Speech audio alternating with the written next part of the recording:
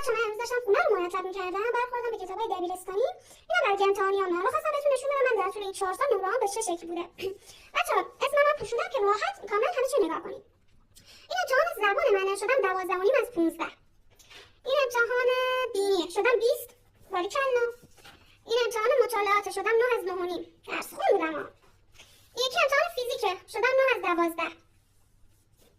این یکی امتحان 9 از 10 شدم. امتحان چیه؟ امتحان فیزیکه. این یکی امتحان فیزیک اینم شدم 12.5. حالا یک بارمش یا 10 بوده یا 15 نزد. اینم امتحان زیست 4.5 از 6 شدم. این یکی هم زیست 5.75 از 6. این یکی هم دینی 20 شدم. این چیه؟ این ریاضیه شدم 3.5 از 5. یادش بخیر تو دورانی. این چیه؟ این شدم 7.5 از 10. امتحان چیه؟ این امتحان زبان فارسیه. خب بچه‌ها من این 4 تا رو گذاشتم کنار هم. یه لحظه دقت کنید بار ما رو. این امتحان شیمی منه. بچه‌ها زده 4 از 5. 4 از 5 شدم. این امتحان شیمیه. امتحان بعدی هم شیمی 4 و 25 از 10. بعدی 22 از 30. 22 از 30. این یکی 15 از 28.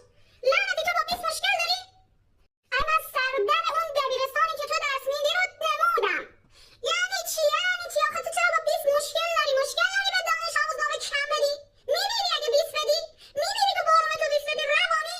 بعد من میگم بگو یادش بخیر. چی